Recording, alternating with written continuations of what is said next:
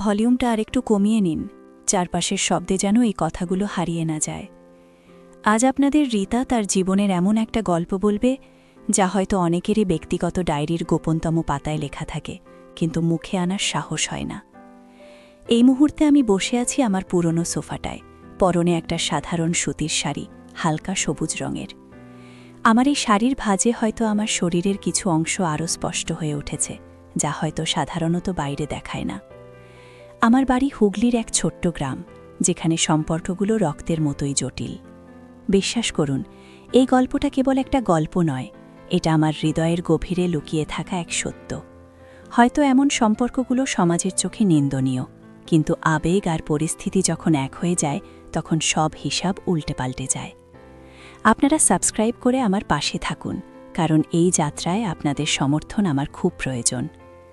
আমার বিয়ের পর যখন এই বাড়িতে এসেছিলাম, তখন আমার স্বামী সুমন ছিল আমার কাছে সব। একটা সহজ সরল মানুষ, নিজের কাজ নিয়ে ব্যস্ত। দিনের বেলায় বেশিরভাগ সময় তার দোকানে কাটত।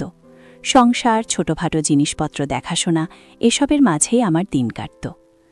বছরখানেক পর যখন অয়ন, আমার ছোট দেবর, শহরে পড়াশোনা শেষ করে বাড়ি ফিরে এলো, তখন আমার জীবনে যেন একটা নতুন হাওয়া লাগল। ও বয়সে আমার থেকে অনেকটা ছোট, প্রায় ৫-৬ বছরের ছোট হবে।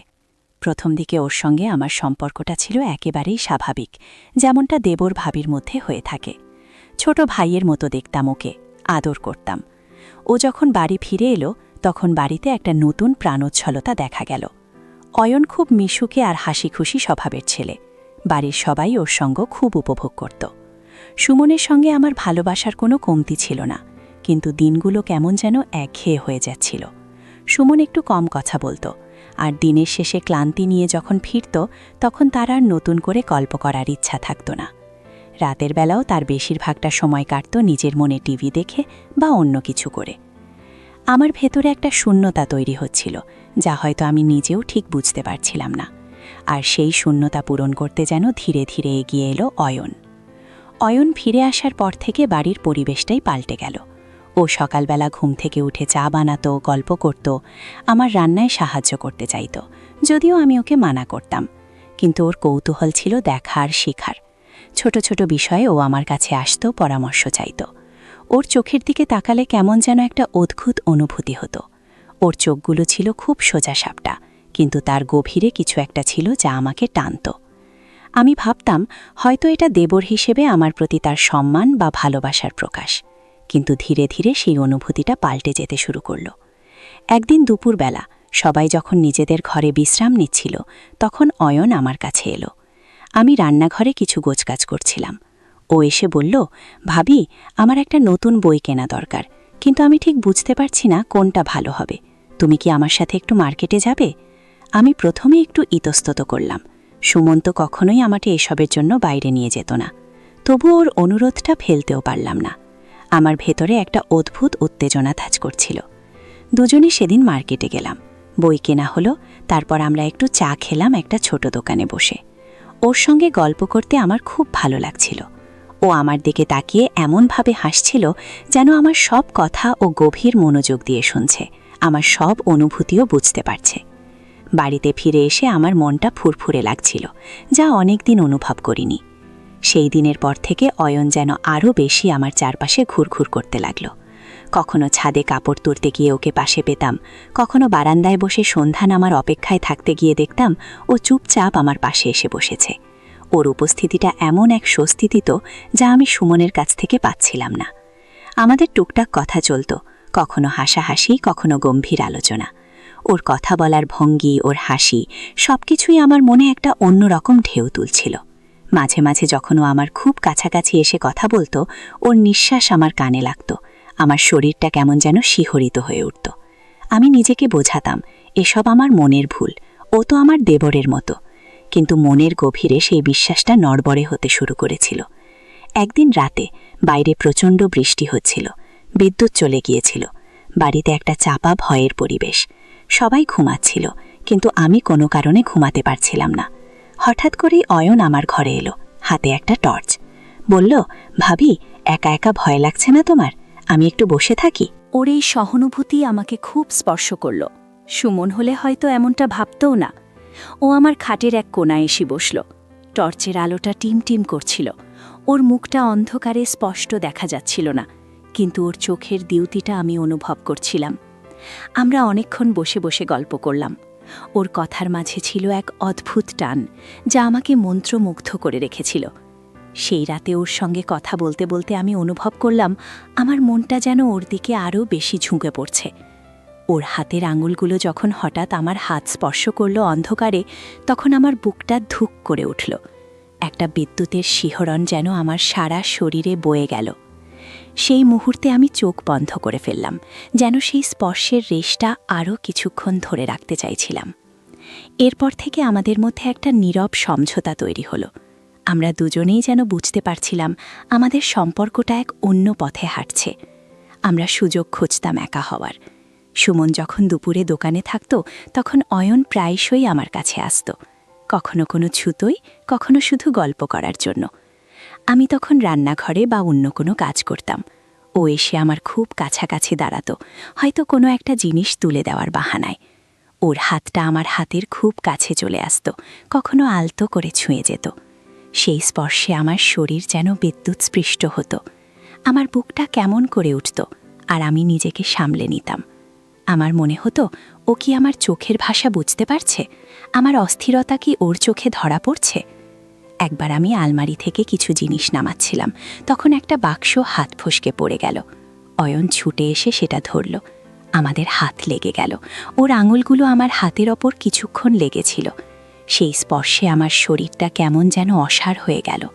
আমি ওর দিকে তাকাতেই দেখি ও মুচকি হাসছে, আর ওর চোখে যেন একটা গভীর আকাঙ্ক্ষা ফুটে উঠেছে। সেই মুহূর্তটা এত তীব্র ছিল যে আমার মনে হয়েছিল যেন আমি জ্ঞান হারাতে চলেছি। আমি দ্রুত নিজেকে সামলে নিলাম, কিন্তু আমার ভেতরের ঝড় থামল না। আমাদের এই লুকোচুরি চলতে লাগলো দিনের পর দিন। রাতের বেলা যখন সবাই ঘুমিয়ে পড়ত, আমি আর অয়ন বারান্দায় বা ছাদে এসে বসতাম। চাঁদের আলোয় আমাদের কথাগুলো কেমন যেন আরও গভীর হয়ে উঠত। আমি ওর কাঁধে মাথা রেখে বসতাম, আর ও আমার চুলে হাত বুলিয়ে দিত। ওর স্পর্শে আমার মনে হতো যেন আমি এক অন্য জগতে চলে গেছি, যেখানে কোনো নিয়ম নেই, কোনো সমাজের ভয় নেই, শুধু আমি আর অয়ন। ওর বুকে যখন আমি মাথা রাখতাম, তখন ওর হৃৎস্পন্দন আমি স্পষ্ট শুনতে পেতাম। সেই শব্দ যেন আমার কানে মন্ত্রের মতো বাজত। আমরা একে অপরের চোখের দিকে তাকিয়ে থাকতাম ঘণ্টার পর ঘণ্টা, আর সেই নীরবতার মধ্যেই যেন হাজারো কথা বলা হয়ে যেত।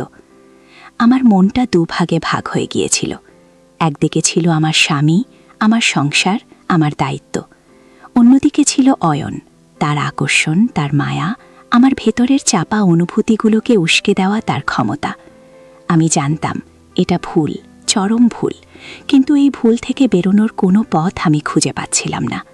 যতবার নিজেকে বোঝানোর চেষ্টা করেছি, ততবারই ওর এক ঝলক হাসি বা একটা ছোট্ট স্পর্শ আমাকে আবার তার দিকে টেনে নিয়ে গেছে। একদিন বিকেলে বাড়িতে কেউ ছিল না।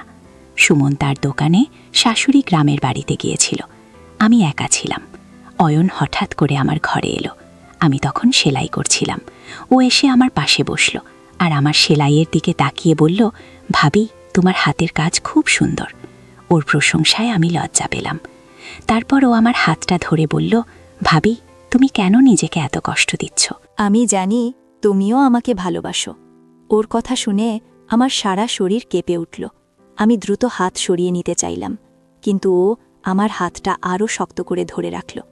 ওর চোখে ছিল এক অদ্ভুত মাদকতা, যা আমাকে কোনো প্রতিবাদ করতে দিচ্ছিল না। আমি ওর দিকে তাকিয়েছিলাম, আর আমার চোখ থেকে জল গড়িয়ে পড়ছিল।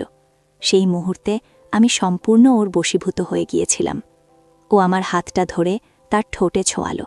সেই স্পর্শে আমার সারা শরীরে যেন আগুন ধরে গেল।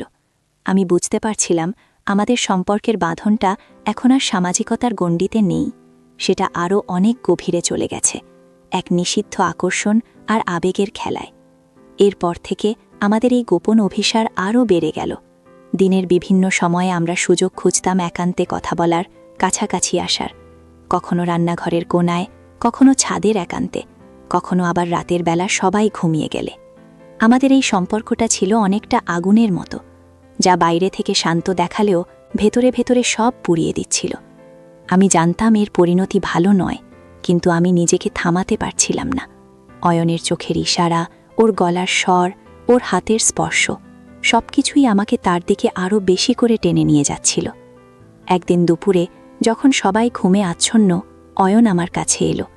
আমি তখন একটা হালকা নীল রঙের নাইটি পরেছিলাম, যেটা সাধারণত আমি ঘরের ভেতরেই পরি। ও আমার কাছে এসে আমার পাশে দাঁড়ালো। ওর দৃষ্টি আমার দিকে স্থির। আমি অস্বস্তি বোধ করছিলাম, কিন্তু কিছু বলতে পারছিলাম না। ও আমার হাত ধরে বলল, ভাবি, তুমি কি সত্যিই আমাকে কোনোদিন ভালোবেসেছ? ওর এই প্রশ্ন শুনে আমি স্তব্ধ হয়ে গেলাম। আমার ভেতরে তোলপাড় শুরু হলো। ওর এই সরাসরি প্রশ্নটা আমাকে এমন এক জায়গায় নিয়ে গেল যেখানে আমি কোনোদিন যেতে চাইনি। আমি ওর চোখের দিকে তাকাতেই দেখি ওর চোখে এক অদ্ভুত জেদ। ও আমাকে টানতে শুরু করল, আর আমি ওর সঙ্গে পা মেলাতে বাধ্য হলাম। সেই মুহূর্তে আমার মনে হচ্ছিল আমি যেন কোনো বাঁধন থেকে মুক্তি পেয়েছি, আর কোনো লুকোচুরি নেই। আমার সমস্ত লজ্জা, সমস্ত ভয় যেন উধাও হয়ে গিয়েছিল। আমাদের এই সম্পর্কটা যতই গভীর হতে লাগল, ততই আমার মনের মধ্যে অপরাধ বোধ বাড়তে থাকল। সুমনের কাছে আমি প্রতারণা করছিলাম, আর সমাজের কাছে ছিলাম এক পাপী। কিন্তু অয়ন আমার পাশে থাকলে যেন সব ভুলে যেতাম। ওর স্পর্শ, ওর সান্নিধ্য আমাকে এমন এক শান্তি দিত যা আমি আর কোথাও খুঁজে পাচ্ছিলাম না। এই শান্তিটা ছিল ক্ষণিকের, ভঙ্গুর, আর তার আড়ালে লুকিয়েছিল এক বিশাল ঝড়। একদিন অয়ন আমাকে বলল, ভাবি, আমি তোমাকে ছাড়া থাকতে পারবো না, তুমি আমার সাথে চলো, আমরা কোথাও দূরে চলে যাই। ওর কথা শুনে আমি থমকে গেলাম। এটা কি ও সত্যিই বলছে, নাকি এটা আমার মনের ভুল? আমি জানি এটা সম্ভব নয়। আমার সংসার, আমার সম্মান সবকিছু ছেড়ে আমি কিভাবে ওর সাথে যাব? আমি ওকে বোঝালাম, অয়ন, এটা সম্ভব নয়। আমরা যা করছি সেটাই সমাজের চোখে ভুল। এর থেকে বেশি কিছু ভাবা মানে নিজেদের ধ্বংস করা। কিন্তু অয়ন মানতে রাজি ছিল না। ও কেমন যেন একটা জেদ চেপে বসেছিল। ও আমাকে ব্ল্যাকমেল করা শুরু করল। বলল, যদি আমি ওর কথা না শুনি তাহলে ও আমাদের সম্পর্কের কথা সবাইকে জানিয়ে দেবে। ওর এই কথায় আমার বুকটা কেঁপে উঠল। আমি ওকে এত বিশ্বাস করেছিলাম, আর ও এখন আমাকে ব্ল্যাকমেল করছে। আমার চোখের সামনে যেন সব স্বপ্ন ভেঙে চুরমার হয়ে গেল। অয়নের এই পরিবর্তন আমাকে মানসিকভাবে ভেঙে দিল।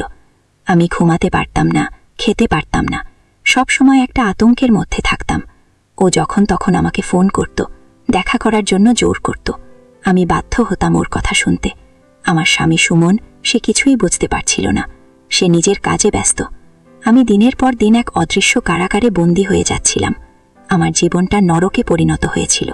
একদিন রাতে আমি আর পারছিলাম না। আমি কাঁদতে কাঁদতে সুমনের কাছে গেলাম। ওর পায়ের কাছে বসে বললাম, আমার একটা কথা শুনবে? ও অবাক হয়ে আমার দিকে তাকালো। আমি ওকে সব বলতে চাইছিলাম, কিন্তু আমার মুখ দিয়ে কোনো কথা বেরোচ্ছিল না। সেই মুহূর্তে আমার মনে হলো, আমি যদি সত্যিটা বলি তাহলে সব কিছু শেষ হয়ে যাবে। আমার সংসার, আমার সম্মান, সব। আর যদি না বলি তাহলে এই মানসিক যন্ত্রণা আমাকে তিলে তিলে শেষ করে দেবে। আমি সেই রাতে সুমনকে কিছু বলতে পারিনি।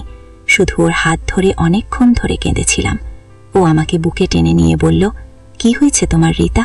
আমি জানি না কি হয়েছে, কিন্তু আমি তোমার পাশে আছি। সুমনের এই কথাগুলো শুনে আমার মনে হলো আমার জীবনটা হয়তো এখনও পুরোপুরি শেষ হয়ে যায়নি। আমার ভেতরে একটা শক্তি এলো। পরদিন সকালে আমি একটা কঠিন সিদ্ধান্ত নিলাম।